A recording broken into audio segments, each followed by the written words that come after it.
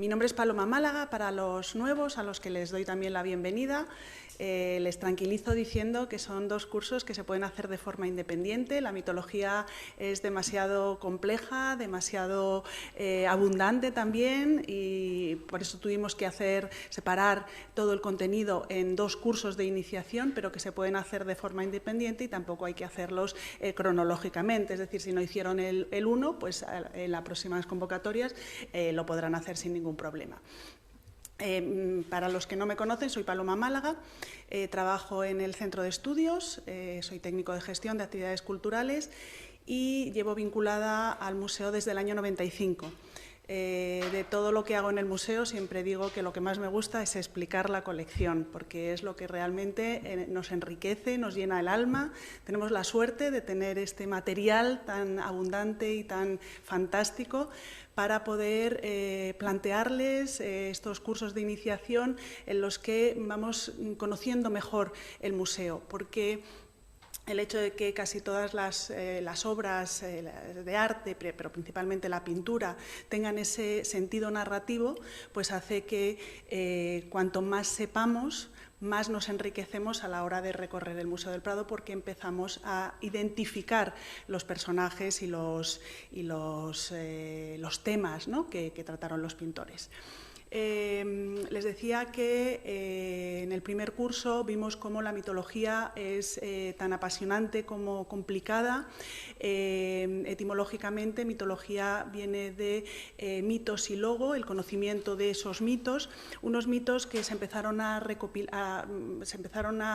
difundir con tradición oral, pero en el siglo VIII a.C. fueron recopilados principalmente por Hesíodo y por Homero. Y bueno, pues ellos contribuyeron a que esto perviviese, una pervivencia que ha durado hasta nuestros días. También en el primer curso y bueno, en la última clase de este curso lo repetiremos o lo refrescaremos. La mitología, aunque nos parezca que es algo de hace 4000 años, pues sigue vigente en nuestros días, en nuestro día a día. Estoy segura que los que participaron en el primer curso ahora ya piensan mucho más cuando dicen algunas expresiones, seguro que se acuerdan de muchos de los personajes que vimos a través de los cuadros. A través de los cuadros y a través de la literatura es como principalmente ha llegado, bueno, y también las esculturas, por supuesto, a través de las obras de arte pictóricas, escultóricas y la literatura, es como ha llegado hasta nuestros días. Y a mí siempre me da mucha pena que todo este conocimiento se vaya perdiendo, ¿no? La mitología parece que está mucho más lejos, pero hay otros conocimientos que tenemos mucho más cercanos y que, por ejemplo, son base de nuestra cultura, como la iconografía cristiana. Pues créanme que las nuevas generaciones lo están perdiendo completamente, ¿no? Es algo que ya les llega muy de lejos. Bueno, pues principalmente estos mitos, estos cuentos, estos relatos, por supuesto inventados, pero que en Grecia pues, lo consideraban una religión, lo creían a pies juntillas lo que pasaba. Yo siempre digo también que hay que dejar al lado el racionalismo, porque nos vamos a ir encontrando cosas sorprendentes que evidentemente pues, son fruto de la imaginación de quienes inventaron esos relatos.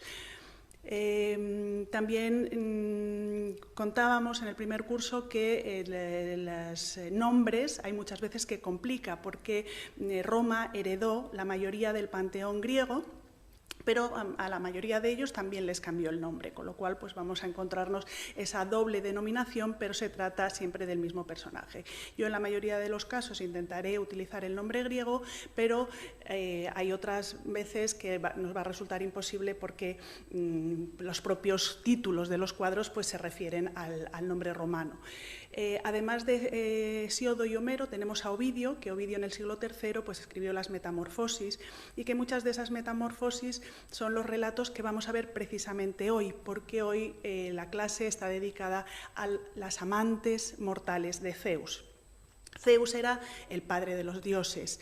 Zeus estaba casado con Hera, eran hermanos, Hera y Zeus eran hermanos, eran hijos de Crono y Rea, y bueno, pues Hera, digamos que era la esposa oficial, pero aparte de la esposa oficial, pues Zeus tiene un montón de relaciones amorosas.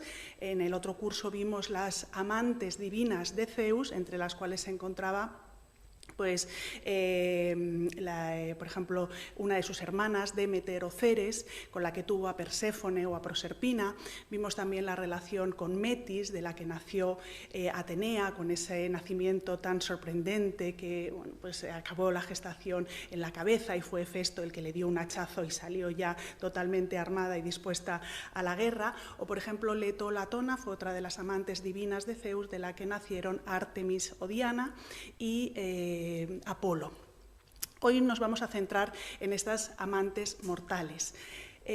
Zeus era muy enamoradizo, eso traía de cabeza a su esposa oficial, que era Hera, que era además celosa, vengativa, y bueno, pues es el caldo de cultivo fantástico para que todos estos ingredientes los pintores los retomasen y los plasmasen en sus obras de una manera absolutamente fantástica. Aquí tenemos este esquema de las amantes mortales, que además muchas de ellas pues servían en aquella época para, digamos, justificar o divinizar algunas de las regiones griegas, ¿no? Porque vamos a ver cómo muchas de estas amantes mortales eran hijas del rey de Tebas, del rey de Atenas, bueno, pues para justificar, ya digo, esas dinastías y relacionarlas o entroncarlas de alguna manera con la divinidad, que era Júpiter en ese momento.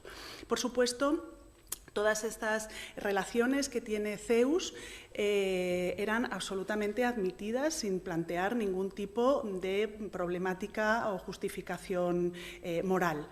Y vamos a ver cómo Zeus se va a transformar, ya lo vimos también en el otro curso, cómo Zeus pues, se metamorfosea, en esas metamorfosis de Ovidio, pues, los relatos son fantásticos, y vamos a ver cómo se transmuta o se convierte en todo aquello que se le ocurre, ¿no? De las cosas más fantásticas, desde cisne, toro, lluvia de oro, nubarrón, o bueno, pues, incluso personificándose, ¿no? en otros personajes.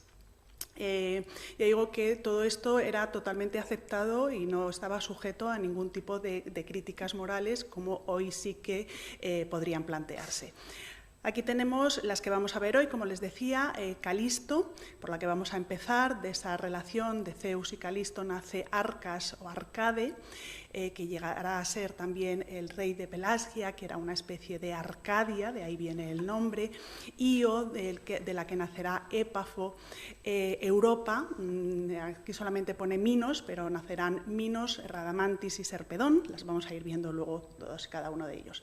Semele es la que tiene mayor rango de todas estas amantes mortales, porque Semele será rescatada del Hades por su hijo Dionisio y alcanzará la inmortalidad, será llevada hasta el Olimpo. Dánae, de la que nacerá Perseo, que fue el que venció a la gorgona Medusa. Antíope, de esta unión nacieron Anfión y Ceto, algunas son menos conocidas, pero como tenemos obra en el Prado, pues se las ponemos. Antíope, por ejemplo, tiene muy poca representación y además no es muy fácil, muchas veces se puede confundir su iconografía. Leda y el cisne, muy bonita, una iconografía además utilizada por muchísimos pintores. De esa unión con Leda pues nacerán Castor y Polus, y nacerá también Helena, que se casará con el rey de Esparta, con Menelao, y será raptada, es la que desemboca la guerra de Troya, que también la veremos en este curso, las escenas de la guerra de Troya, y Clitemnestra, que es la esposa de Agamenón. Y luego terminaremos con la relación con Ganímedes, ¿no? Que era la única, de todos los relatos, la única relación homosexual de Zeus. Bueno, pues vamos a empezar por esta escena preciosa, una escena poco conocida del museo, que no suele estar expuesta, pero que nos presenta a Diana y a Calisto. Hay que decir que todas estas historias, todas estas narraciones o representaciones de las relaciones, de las metamorfosis de Ovidio, de esas relaciones de Zeus con las amantes mortales o las amantes divinas, pues eran la excusa perfecta para los artistas para poder, artistas desde el Renacimiento principalmente, el Barroco después, con muchísima sensualidad, con muchísima exaltación del desnudo, era la excusa perfecta precisamente eso, para no solamente estudiar las anatomías, sino también centrarse en el desnudo, que si no, pues no estaría justificado.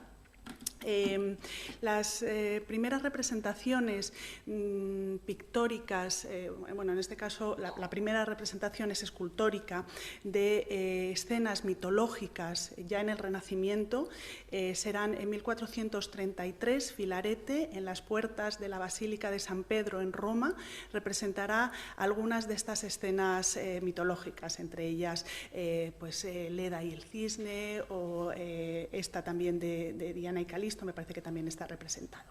Bueno, vamos a centrarnos, bueno, después habrá que esperar hasta 1533, que lo vamos a citar en varias ocasiones, a una serie de 4 obras que hace Correggio.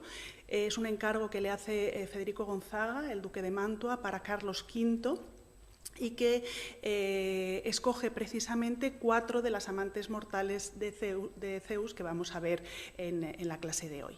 Y les decía que vamos a empezar por esta. Jean-Baptiste Pierre es un discípulo de Boucher, un artista rococó. Este tipo de escenas galantes, esta pertenece a una serie, probablemente estaban encargadas para unas sobrepuertas, con ese carácter decorativista del rococó. Y aquí nos presenta a Diana y a Calisto. Calisto también lo vimos en el primer curso, se lo refresco así muy rápidamente. Calisto era una ninfa, era hija de Licaón. A Licaón le vimos porque era el rey de la Arcadia, y Licaón tenía 50 hijos y una sola hija. Zeus se entera que están haciendo sacrificios humanos, se presenta disfrazado de leñador, de jornalero, y le ponen para cenar un niño, y bueno, pues eso desencadenó el enfado, la cólera de Zeus, que mandó una tormenta en la que Decaulión y Pirra pues fueron los últimos hombres y que salvaron a la humanidad, un poco con la misma idea, porque hay muchas historias de la mitología que luego serán utilizadas por la iconografía cristiana, ¿no? Y que las vamos a repetir, por ejemplo, Danae con Santa Bárbara y demás. Bueno, pues Calisto era esa hija, la única hija del rey Licaón, muy bella, que estaba en el cortejo de Diana cazadora, Diana o Artemis. Y bueno, Diana les pedía a las ninfas que estaban en su cortejo pues que mantuviesen esa misma virginidad que ella proclamaba. No podían tener ningún tipo de relación, se dedicaban a la caza, siempre iban con el carcaj cazando fieras y otros animales. Entonces Zeus ve a Calisto, Calisto ya digo era la más bella, etimológicamente la más bella es el significado, y se enamora de ella, y como no consigue acercarse a Calisto, lo que hace es que se transforma en Diana, en la propia Diana cazadora. Calisto no se da cuenta, evidentemente, que es Zeus transformado en Diana, y pues aquí les vemos a Calisto que lleva el carcaj con las flechas, en este cupidito que aparece aquí en la parte de abajo, este sería el carcaj con las flechas, esta sería Calisto, y este sería Zeus transformado en Diana, a la que reconocemos por esta media luna que lleva encima de la cabeza. Evidentemente, pues es un mito complicado y que el título de los inventarios nos ayuda mucho a poder identificar a estos dos personajes. Obviamente Calisto se deja seducir por Diana porque no se da cuenta que es Zeus transformado. Ovidio nos dice que se dieron un abrazo, pero debió ser un abrazo intenso porque Calisto se quedó embarazada. Entonces, esta segunda parte de la historia nos la ilustra de esta manera tan bonita Rubens. Rubens, en una obra de 1635, ya de su periodo final, del momento, además, un momento feliz en el que contrae matrimonio con Helena Forment, que probablemente sea el retrato de Calisto, a la que vemos aquí en el centro. Helena Forment es su segunda esposa, muchísimo más joven que él, de la que estuvo muy enamorado y que propició todas esas representaciones de las tres gracias que hace en su época final de agradecimiento por la felicidad que él tenía en ese momento. Esta historia de Diana y Calisto, probablemente Rubens la había visto ya en las colecciones reales españolas pintada por Tiziano. Seguramente todos ustedes tuvieron la oportunidad y seguro que la disfrutaron de ver la exposición de las poesías de Tiziano que tuvimos el año pasado, no, ya el año anterior, ya fue en el 21, que el tiempo pasa demasiado deprisa. Y vemos que es un momento mucho más dramático, es el momento en el que Diana se entera que Calisto está embarazada. Claro, Calisto no tenía sensación de haber hecho nada malo porque ella no se había dado cuenta de que Zeus estaba transformado, que estaba camuflado bajo la imagen de Diana. Pero Diana, al enterarse que ella está embarazada, que Calisto está embarazada, pues la castiga. Aquí hay varias versiones, no sabemos muy bien con cuál de ellas quedarnos. Hay una versión que dicen que es la propia Diana la que, muy enfadada al enterarse de que Calisto está embarazada, la convierte en osa. Hay otra versión que dice que es el propio Zeus el que, intentando proteger a Calisto, la convierte en osa. O hay otra versión que dice que es la propia Hera, que ya hemos dicho que era muy vengativa y muy celosa, para castigar a Calisto, que estaba embarazada de Zeus, pues la convierte en osa. El caso es que sea quien la convierta en osa, el caso es que la pobre Calisto acaba muerta, acaba siendo disparada con las flechas de la propia Diana y muere en ese momento. Su hijo se salvará, que es este Árcade o Arcas que vimos antes, que llegará a ser el rey de Pelasgia, de esa especie de Arcadia, que también se refiere al nombre, un lugar de armonía y paz con la naturaleza. Y las metamorfosis de Ovidio siempre acaban de una forma muy poética, siempre suelen tener un final, dentro de lo dramáticas que son, porque la pobre Calisto, sin haber tenido culpa de nada, acaba abatida por las flechas de Diana, pues Zeus, en agradecimiento, recogió su cuerpo y lo convirtió en la osa mayor, mientras que cuando muere su hijo Arcas será la osa menor, ¿no? Entonces ahí en esas constelaciones están. Ya digo que esta misma historia, que además será utilizada por otros artistas, como comentaba antes Tiziano, también fue llevada a la ópera en 1651 por Francesco Cavalli. Y la obra que tenemos delante, la de Rubens, está en las colecciones reales, está ya documentada en los inventarios de 1666. Seguimos avanzando y tenemos aquí un cuadro bellísimo de una historia muy poética, representada aquí por Correggio de una forma muy poética. Aquí, a mí es un cuadro que me encanta, es un cuadro además que me da mucha pena que no esté en el museo, porque sí pudo haberlo estado. Hoy está en el Museo de Viena, pero hasta época de Felipe III estuvo en las colecciones reales. Es uno de esos cuadros que pertenece a esa serie de 4 obras mitológicas que en 1533 Carlos V encarga a Correggio a través del duque de Mantua, para regalárselo a Carlos V. Estuvo en las colecciones reales hasta época de Fernando III, que es Felipe III, que se los regala a Rodolfo II de Praga. Por eso no la tenemos con nosotros. Narra, ya digo, una historia bellísima, que es la historia de Io. Io era la hija de un río, el río Ínaco, era también una sacerdotisa de la diosa Hera, y un día tuvo un sueño en el que se le comunica que tiene que entregarse a Zeus, tiene que ir al lago de Lerna y allí tiene que entregarse a Zeus. Ella tiene muchas dudas, era la sacerdotisa una de las sacerdotisas de Hera, pregunta a su padre, a ese río Ínaco, pregunta también a los oráculos. Comentábamos en el primer curso que los oráculos era bueno, pues un poco el confesionario, ¿no? Y que todo lo sometían, o muchas de las cosas pues lo preguntaban a los oráculos para ver si podían hacerlo o no podían hacerlo.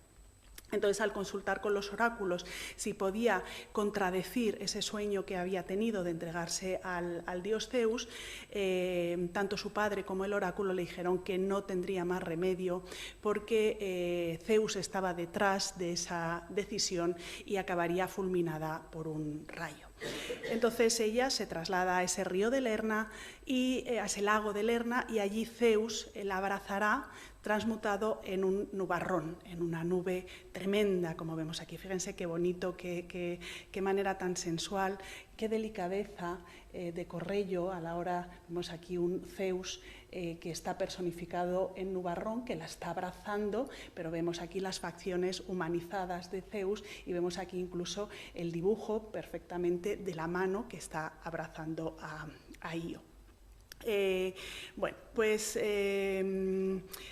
Hera, la diosa, la esposa oficial, sospecha que algo está pasando porque era un día muy soleado y de repente pues, se había nublado todo con ese nubarrón que era Zeus transmutado, y le pregunta a Zeus qué es lo que está pasando. Zeus le dice que nada, que absolutamente no pasa nada, y Hera decide trasladarse hasta donde está Zeus para ver qué es lo que está pasando.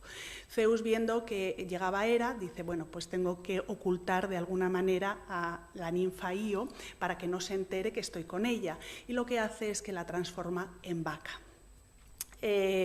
Bueno, llega Hera y se encuentra a Zeus y a una vaca, y entonces empieza a sospechar y le dice, bueno, pues regálame esa vaca, que esa vaca me la voy a quedar yo. Pobre Zeus no tiene otro modo de hacerlo, le regala la vaca, y lo que hace Hera es que la pone bajo custodia de Argos. Argos era un gigante que tenía 50 ojos, que siempre estaba vigilante, siempre tenía 100 ojos, siempre estaba vigilante porque tenía 50 cerrados y 50 abiertos, entonces, bueno, pues era un buen vigilante. Argos lo que está haciendo es vigilar que esa vaca no se escape, porque Hera sabe que está Io allí escondida, camuflada.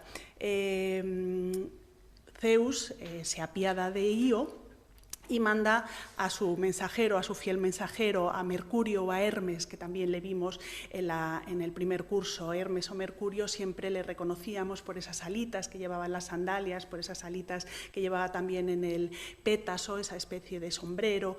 Y bueno, pues aquí Rubens nos lo representa de esta manera tan pastoril, porque evidentemente si no leemos el título, nosotros vamos por el museo, vemos esta obra y no se nos ocurre pensar que esta pobre vaca con cara tan triste es la pobre Io que está ahí transmutada, escondida por Zeus. Bueno, el caso es que con esa flauta, la flauta de Pan que tenía Hermes, consigue dormir al gigante Argos y consigue acabar con su vida, porque finalmente pues, le corta la cabeza, ¿no? Que es la escena que aparece aquí representada. Vemos, bueno, pues en el sombrero no aparecen las alitas, pero el título no nos deja ninguna duda de que se trata de Mercurio y Argos. ¿Qué pasará después? Pues Argos muere, y en agradecimiento a esa función que había hecho, a esa vigilancia, aunque no había podido mantener prisionera a Io, lo que hace Hera es que recoge esos ojos que tenía Argos, esos 100 ojos que tenía Argos, y se los lanza al atributo fundamental de Hera, que es el pavo real. El pavo real, en esa cola tiene todos los ojos del gigante Argos, y es la manera que tiene de rendirle tributo Hera por el servicio que le había hecho. Aquí vemos esta obra, ya digo, de un barroco típico, exuberante, Rubens con esas diagonales, pero también en el museo tenemos esa misma escena, esos Mercurio y Argos, pintados por Velázquez, de una manera totalmente distinta. Fíjense cómo los artistas contemporáneos, porque Rubens y Velázquez son contemporáneos, que están leyendo los mismos textos, los textos de Ovidio, y cada uno interpreta a su manera ese mismo mito. Aquí vemos ese gigante, cómo está abatido, bueno, pues no hay ninguna apariencia, es una apariencia humanizada, lo mismo que hemos visto en el caso de Rubens. Vemos cómo Mercurio sí lleva esas alitas en el pétaso, vemos cómo la vaca está escapando. Vemos que tiene la flauta de Pan en la parte de abajo y bueno, es un Velázquez de su última época. Velázquez muere en 1660, este es del año 59 y pues es de una fluidez de la pincelada. Toda la parte esta de aquí es maravillosa, de una destreza, de una técnica disuelta, deshecha de ese Velázquez, ya digo, de su última etapa. Esta obra pertenecía a un conjunto de 4 obras de tema mitológico. Saben que probablemente Rubens el que le sugiere a Velázquez que haga esas incursiones en la mitología, y desgraciadamente solamente nos queda esta de esta serie. Estaban en las bóvedas del Alcázar porque en el incendio de 1734 las otras se quemaron, solamente esta se salvó. Ha salido en prensa recientemente porque gracias al American Friends se están remarcando muchas de las obras. Esta obra había sido ampliada en la parte de arriba y también en la parte de abajo, añadiendo unas franjas, ya digo que eran unas sobrepuertas, con lo cual tenían un formato muy estrechito, y gracias a esa generosidad del American Friends, pues se está remarcando.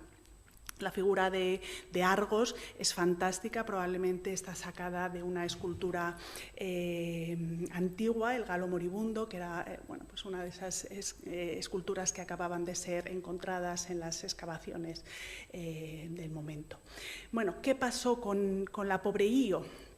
La pobre Io, cuando ya escapa, todavía transformada en vaca, cuando ya matan a Argos, pues ella sale corriendo, pero todavía transformada en vaca.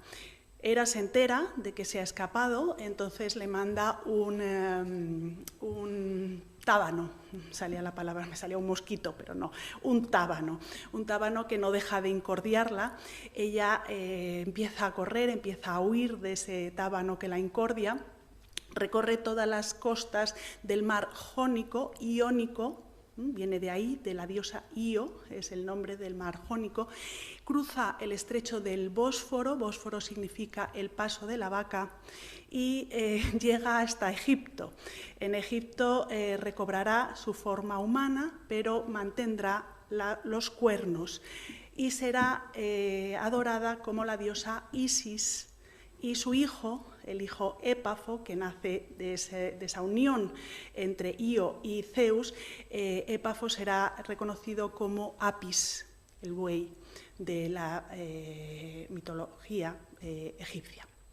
Bueno, una historia, ya digo, complicada, pero preciosa de conocerla y poder interpretarla a través de las imágenes.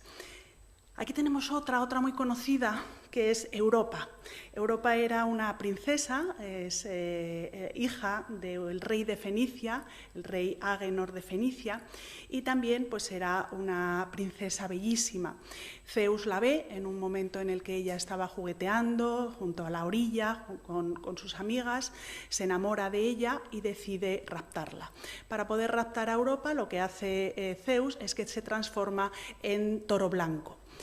Y aquí vemos el momento que nos lo ilustra Rubens, pero Rubens lo que está haciendo es copiar el original que había pintado Tiziano, que estaba en las colecciones reales en ese momento. Es una de las copias. Rubens, cuando viene a España en misiones diplomáticas en 1628-29, pide permiso al rey de España a Felipe IV, pues se queda fascinado. Rubens admiraba a Tiziano y se queda fascinado de la cantidad de obras de Tiziano que tiene el rey en sus palacios y le dice que quiere copiarlos como método de aprendizaje, es un homenaje a su maestro en la distancia.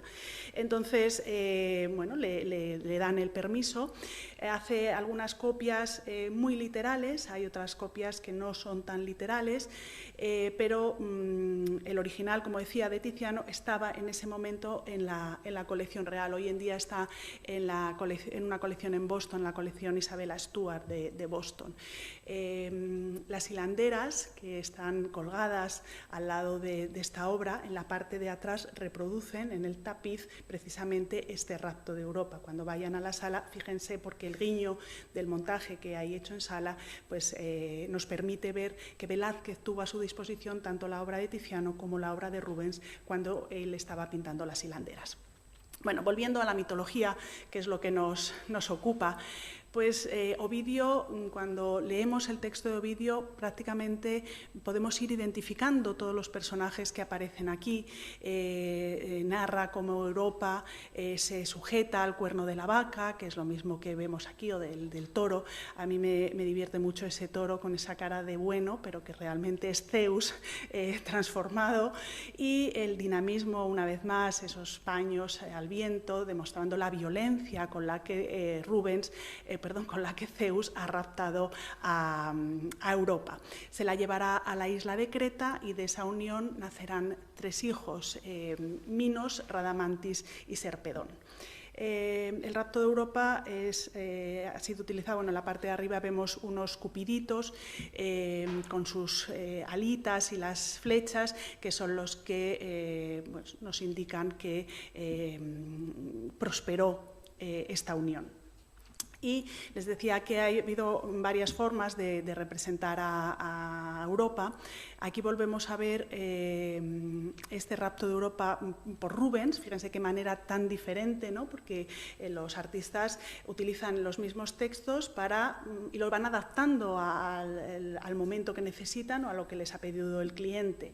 Entonces, esta debía ser una de las composiciones que le encargaron a Rubens para la Torre de la Parada, de esas 60 obras mitológicas que realizó, y adapta el formato. En esas composiciones de la Torre de la Parada lo que hace Rubens básicamente son todos los bocetos y después serán otros artistas, entre ellos Erasmus Quellinus, el que los pasen a lienzo. Los bocetos de Rubens están pintados sobre tabla. Este en concreto es uno de los que tiene la suerte de tener el museo en su colección. Es un boceto pequeñísimo y fíjense cómo, a pesar del pequeño tamaño, Rubens capta perfectamente todas las líneas, toda la expresividad, incluso el rostro angustiado de Europa al verse raptada por Zeus transformado en vaca. Y llegamos a otra historia, una historia menos conocida, porque no son muy abundantes las representaciones. En el Museo del Prado solamente tenemos esta de aquí, que realmente, bueno, pues porque en los inventarios, en el título de la obra, es un dibujo, aparece como Júpiter y Semele, pero bueno, a Júpiter sí le reconocemos, espero que los que hicieron el curso anterior ya a Júpiter le reconozcan perfectamente, porque está el águila en la parte aquí. Está bocetado, pero aquí vemos perfectamente que es el águila. Pero, sin embargo, a Semele no lleva ningún atributo que nos la pueda identificar. Realmente es que la historia de Semele es bastante complicada de representar, porque Semele, que era la hija de Cadmo y Armonía, que eran los reyes fundadores de Tebas, pues también era muy bella. Zeus se enamora de ella, y lo que hace es que se personifica. Zeus la visitaba, pero personificado. En este caso no estaba transmutado en ningún animal o en lluvia de oro, nubarrón, sino que se personificaba.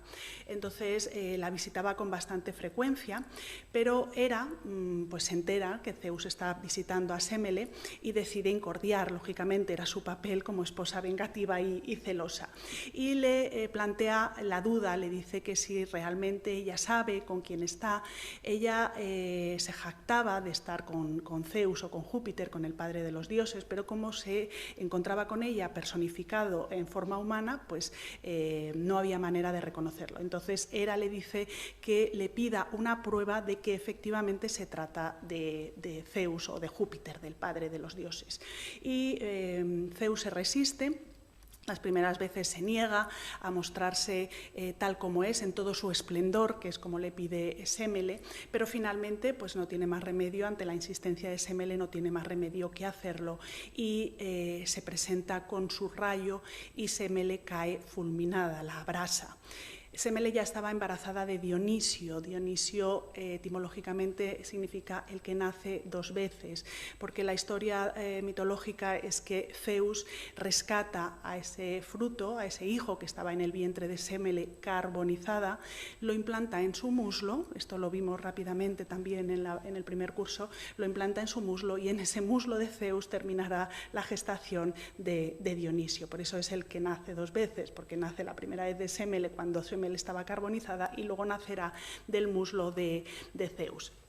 Entonces, evidentemente, es un mito muy difícil de representar, es decir, cómo se hace la representación de una pobre Sémele carbonizada. Aquí en el Prado tenemos, ya digo, esta, que podrían ser bueno, pues cualquier otra identificación, si no fuese por el título, y por eso nos hemos querido apoyar también en esta obra que es muy bonita, una obra también es un boceto de Rubens, que está en Bruselas, en el Museo de Bellas Artes de Bruselas, y que sí que efectivamente pues, podemos recrear o podemos ilustrar un poquito mejor ese mito.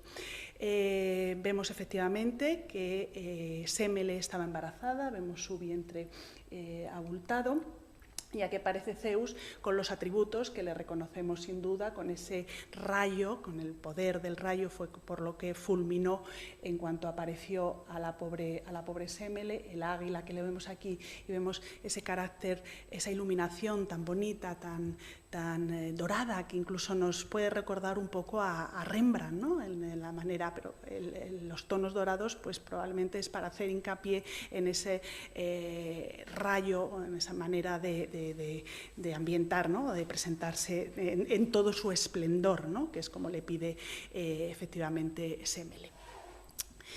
Fíjense qué manera tan distinta, aquí nos pasa lo mismo, bueno, es un cuadro que está en el Museo Gustave Moreau de París, muchísimo más ornamental, muy recargado, muy decorativista. A primera vista nos parece que es una iconografía casi con apariencia religiosa, ¿no? Vemos como un trono, como si fuese Dios Padre, es casi una piedad invertida, porque la figura femenina está sobre las rodillas de la figura masculina, con lo cual, haciendo ese paralelismo con un Cristo en majestad, pues sería, o con una piedad, mejor dicho, ¿no? Sería Cristo en majestad o una piedad, pero invertida. Pero el propio Moreau nos lo titula como Júpiter y Sémele, es la misma historia que estamos viendo. Aquí pues, el rayo no aparece, es muy difícil, si no tuviésemos título pues no podríamos identificarlo, lógicamente, lo que nos invita a pensar que Moreau presuponía mucha más cultura o mucho más conocimiento al espectador que iba a ver sus obras, ¿no? Porque no hay nada que nos lo indique. También tiene muchas influencias del mundo oriental, mezcla mucha simbología, ya digo, es muy recargada y muy ornamental, pero bueno, pues como es otra representación de Júpiter y Sémele, se la hemos puesto. Y aquí llegamos a una historia conocida por todos ustedes. preciosa, que además tenemos la suerte de tener esta obra maravillosa en el Museo del Prado, que probablemente es una de las que trae Velázquez, de esas 18 pinturas en su segundo viaje a Italia, que Felipe IV le da una dotación económica para que compre pintura y escultura para decorar sus palacios, y probablemente en ese lote es en el que viajó o en el que llegó esta obra a las colecciones reales. Se trata de Dánae, recibiendo la lluvia de oro. Dánae era hija de un rey, era hija del rey Acrisio, rey de Argos. Ya digo que muchos de estos mitos justificaban las distintas dinastías de las ciudades griegas. Lo que hace el rey Acrisio, ese rey de Argos, es que consulta a un oráculo y el oráculo le dice que morirá a manos de uno de sus nietos. Para evitar esto, lo que hace es que encierra a su única hija, a Dánae, la encierra en una torre para evitar que pueda concebir un nieto que acabará con la vida de Acrisio. Ir contra los oráculos es bastante complicado, con lo cual al final la historia siempre llega a suceder, y lo que hace Zeus, enamorado también de esta princesa, de Dánae, se transforma en lluvia de oro. Fíjense qué manera tan bonita tiene aquí Tiziano de representar esta escena. No era la primera vez que Tiziano pintaba la historia de Dánae. Ya se le había hecho un encargo para Alessandro Farnese en 1544. Después, en las poesías de Felipe II, que siempre habíamos pensado que esta era una de las poesías de Felipe II, pintadas por Tiziano para Felipe II, pero luego ya se llegó a la conclusión de que la poesía que pinta es la que está en la colección Apsley House del Duque de Wellington, y que esta sería una versión posterior, porque la técnica es mucho más diluida, una técnica mucho más moderna de un Tiziano ya mucho más avanzado. Bueno, el caso es que aquí vemos de una manera muy sensual, Dánae invitaba mucho a esa sensualidad, a ese erotismo. La vemos recostada en el lecho, vemos esa lluvia de oro preciosa, diluida, que es Júpiter transmutado para fecundar a Dánae. De esa unión nacerá Perseo. Perseo será cuando nace Perseo, Acrisio, para evitar que el oráculo se cumpliese, lo que hace es que encierra a su hija y a su nieto en un cofre, los lanza al mar, pero llegarán a la costa. En la costa pues son acogidos, crece Perseo y será quien consiga vencer a la gorgona Medusa.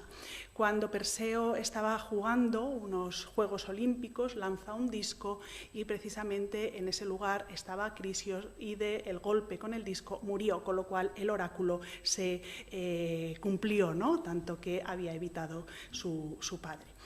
Como es una historia muy bella y además es una historia que se presta mucho a ese erotismo y a ese estudio del desnudo, pues tenemos algunas composiciones, es una evolución iconográfica bastante amplia, además una evolución iconográfica en la que poco a poco se va añadiendo ese sentido decorativista. En las primeras representaciones aparece solo Dánae, luego poco a poco se va añadiendo un cupido, una alcahueta, se va relacionando también con temas más eróticos, más temas de prostitución, ¿no? En el de antes, que no les he dicho, vemos también con la alcahueta esos contrapostos, posti que llamaban en el Renacimiento, ¿no? La figura femenina joven, la figura femenina anciana, una de frente, otra de espaldas.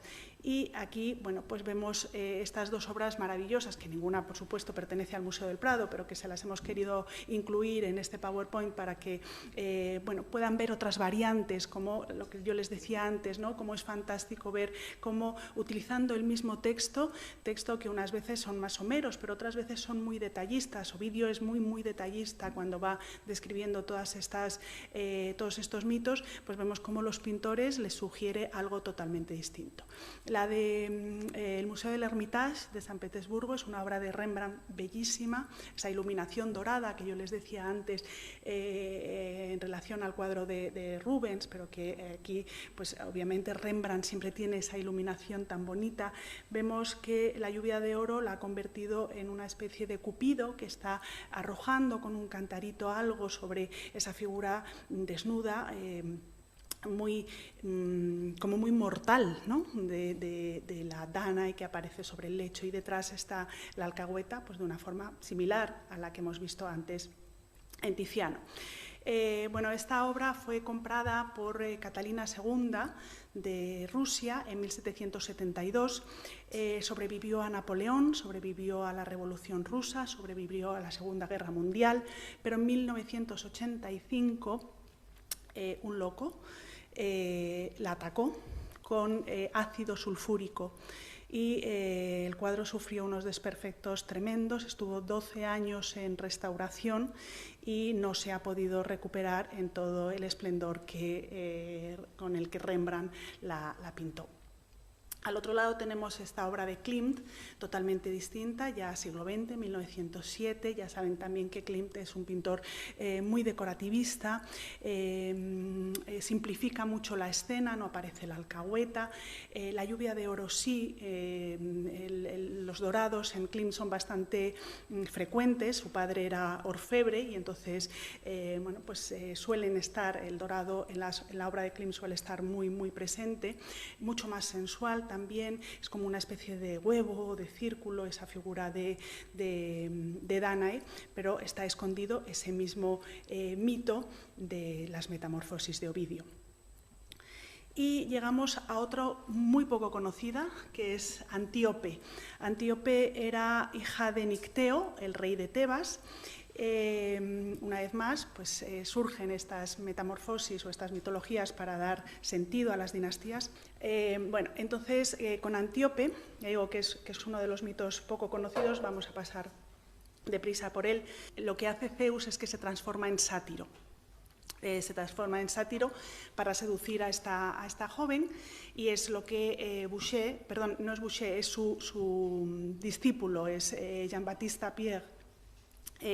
Esta obra pertenece a ese ciclo que les he mostrado antes de Diana y Calisto, ¿no? Es prácticamente idéntica, ahora se las voy a mostrar las dos a la vez. Se presta a la confusión porque, como vemos, Zeus, al transformarse en sátiro con estas orejas puntiagudas, pues podría prestarse a la confusión de que fuese Diana, aunque no aparece la media luna, que nos identificaría a Diana, y los sátiros suelen aparecer con unos rostros como más feos, menos idealizados. Aquí tiene un rostro bastante bello, bastante suave.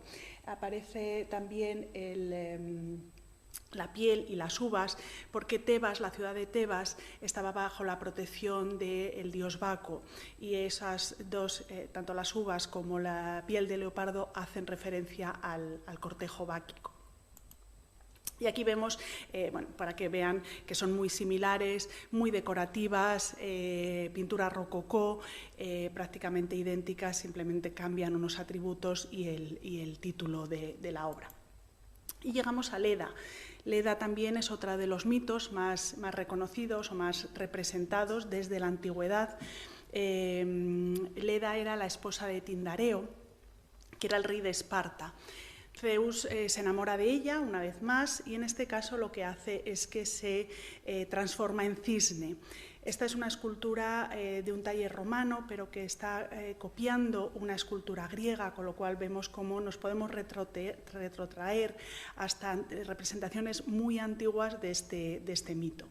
Vemos cómo el cisne, lo que está haciendo Leda es que el cisne se acerca a ella porque un águila intenta picotearla. Era la excusa que Zeus había puesto para conseguir acercarse a Leda.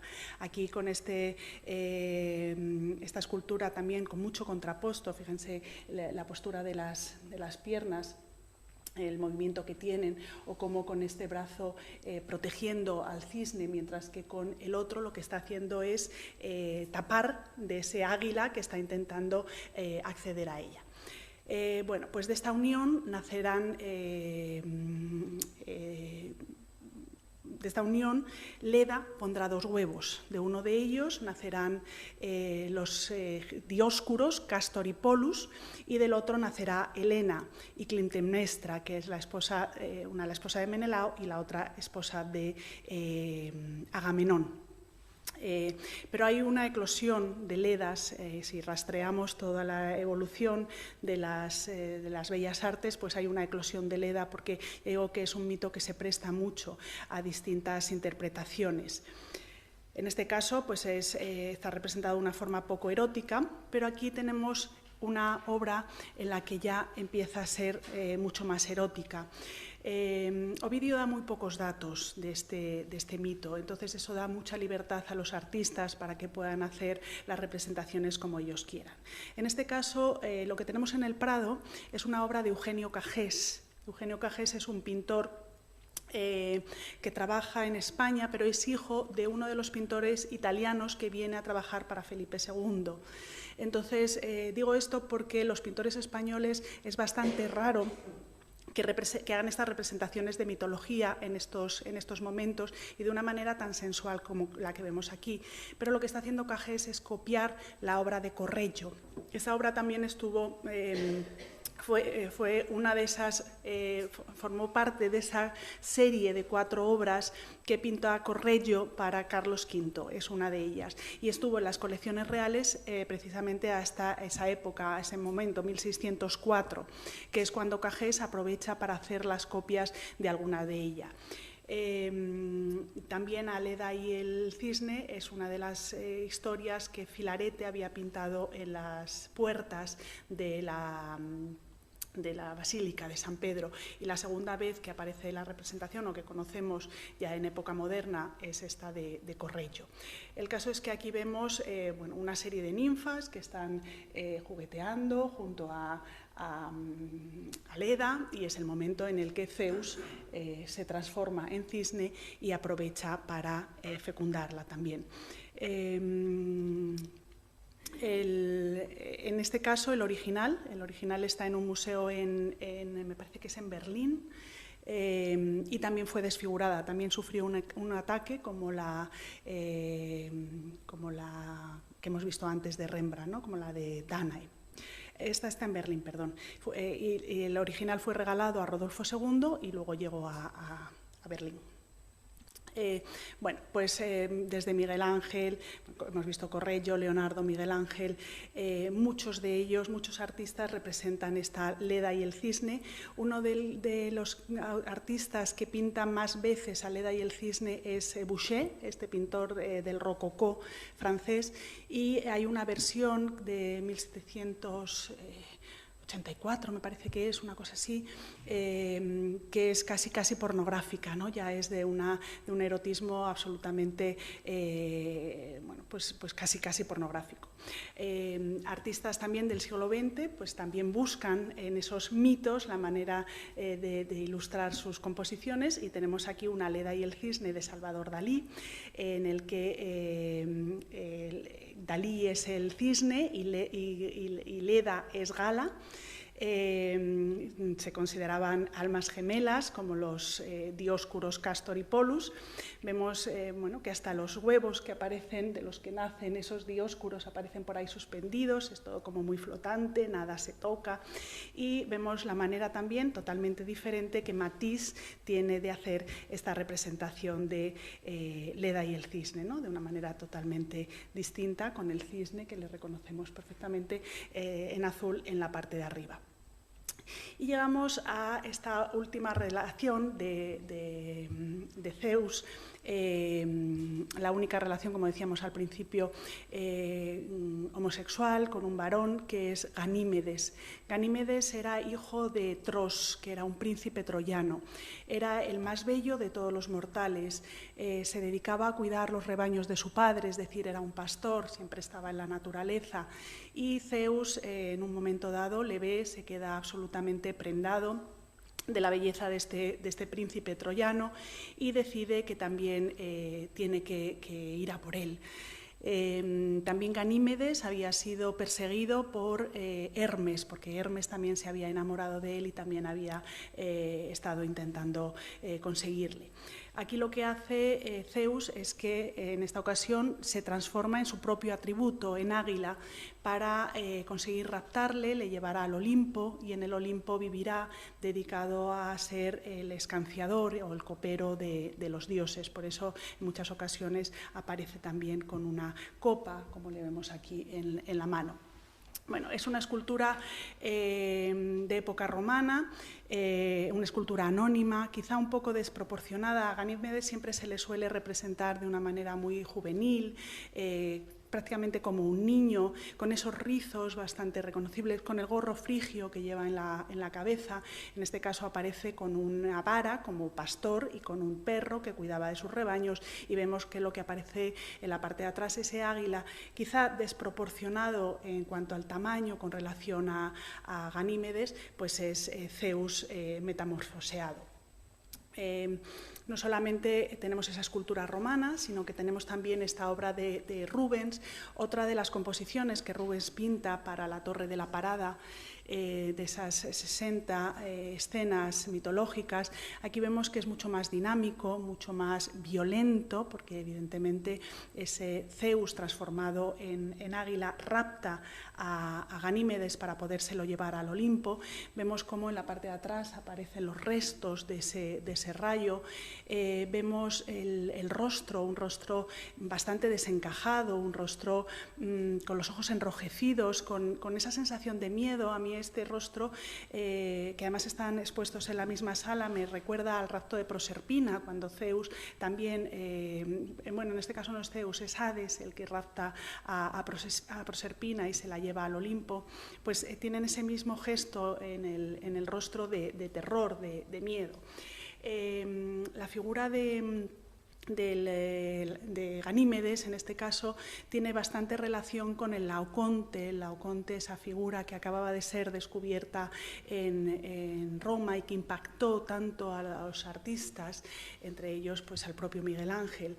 Y bueno, pues vemos que aparece con ese carcaj y con esas flechas que obviamente Rubens lo ha puesto en una posición marcadamente erótica, es decir, no puede ser casual que haya decidido poner el carcaj sin haber caído, ¿no?, en la posición que tiene.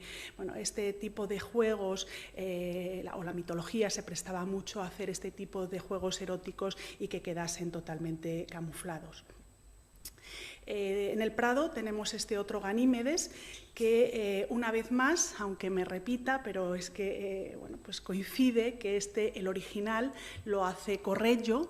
El original está en Viena, en el Museo de Viena. Aquí solamente tenemos esa obra que hace Eugenio Cajés copiándolo y que, bueno, por lo menos gracias a esto podemos tener, ¿no?, un recuerdo de esas obras que pintó Correggio y que un día estuvieron en las colecciones reales. Además, precisamente, gracias a la copia de Cajés que tenemos en el Museo del Prado de la Leda y el Cisne, cuando el original fue atacado, pues pudo reconstruirse de una manera bastante fidedigna gracias bueno, pues a la imagen, ¿no?, a la copia que conservamos aquí en el Museo del Prado. Volvemos a ver a un Ganímedes bastante juvenil, un adolescente, con un cuerpecillo, raptado por ese águila, no tan sensual, no tan erótico como hemos visto antes, con un desarrollo de paisaje bastante fuerte, y este perro en la parte de debajo, aludiendo a que era un pastor que cuidaba sus ovejas. Aquí los vemos, las dos obras que decíamos antes. Estas son las de Correggio, copiadas por Cajés antes de abandonar las colecciones reales, y otra imagen del rapto de Ganímedes, que bueno, no se le suele representar a Ganímedes, siempre se le suele representar, como decía antes, como un adolescente con unas facciones aniñadas, pero desde luego no como un niño, ¿no? Este es un auténtico bebote que del terror, del miedo, aterrorizado por ser raptado por ese águila gigante, pues vemos que el dato gracioso, ¿no?, anecdótico de Rembrandt, que vemos que se está haciendo pipí del susto que tiene de ser raptado por ese águila. Este bebé, Ganímedes tan hercúleo, me recuerda que nos falta uno de las relaciones con mortales de Zeus, que es la relación con Alcmena. Como Hércules tiene muchísima mitología y Hércules tiene muchísima representación, tiene mucha relación también con la monarquía, la forma de representarse o los encargos que hacía la monarquía, pues lo vamos a dejar para el próximo día. De la mayoría de estas, o de muchas de estas relaciones, nacen los héroes, y uno de los héroes más conocidos, desde luego, es el propio Hércules. Así que les invito a que el próximo día pues sigamos profundizando con la mitología, seguiremos viendo historias interesantes y bueno, pues les agradezco su atención, estoy a su disposición.